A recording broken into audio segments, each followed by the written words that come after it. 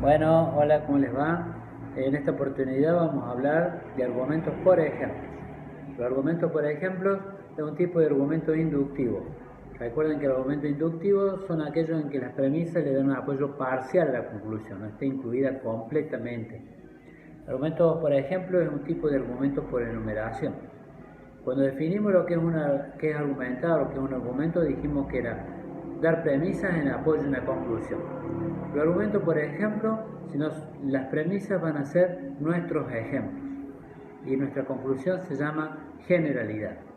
Por lo tanto, la definición de argumento, por ejemplo, sería dar ejemplos en apoyo a una generalidad o generalización. ¿Qué es una generalidad o generalización?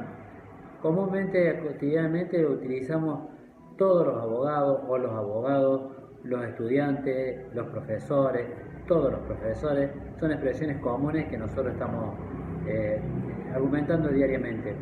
Para no cometer el error de cometer la falacia de la generalización apresurada, tenemos que tener en cuenta determinadas reglas que están establecidas, como ya lo vimos, en el texto que estamos siguiendo de Anthony Weston.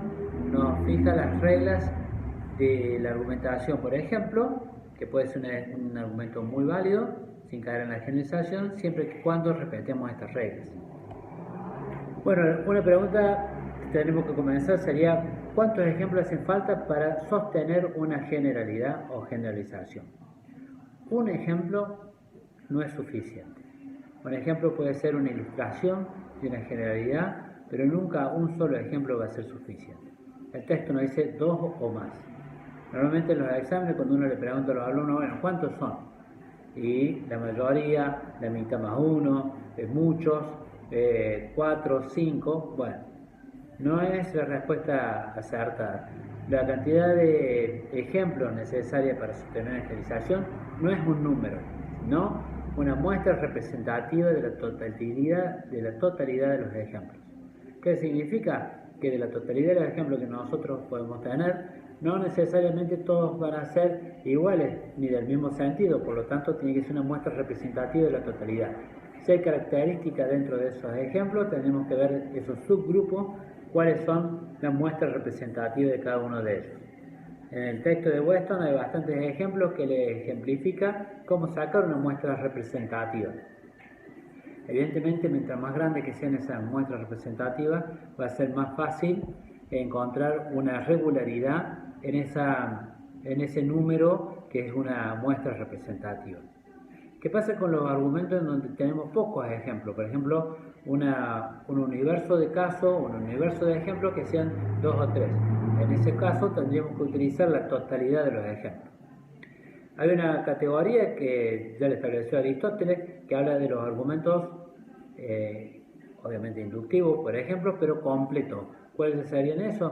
En donde utilizamos la totalidad de los ejemplos. Por ejemplo, tuviésemos 3, usamos 3. En esos casos, le daría un apoyo total a la conclusión, porque la conclusión estaría incluida en la totalidad de ejemplos. Aún así, tiene características propias de un argumento inductivo y tiene características de un argumento deductivo. Esos son los llamados argumentos por enumeración o argumentos por ejemplos completos. ¿Sí? Lo que nosotros estamos viendo en este caso son argumentos por ejemplos de tipo inductivo. Argumentos por ejemplo de tipo inductivo, por lo tanto, va a ser muy importante, pero muy importante va a ser que nuestros ejemplos que sostengan la generalización sea una muestra representativa. Y después tendremos que tener en cuenta alguna característica más, algunos resguardos, como por ejemplo ver si tenemos contraejemplos.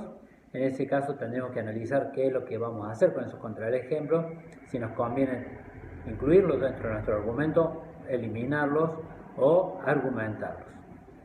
Y sería tener en cuenta los contraejemplos, y otro cuidado que tenemos que tener es que la información de trasfondo sea realmente imparcial y objetiva, que atrás de nuestros ejemplos que nosotros estamos incluyendo no escondan alguna intención o alguna subjetividad al momento de la justificación. Bueno, nos vemos en el próximo.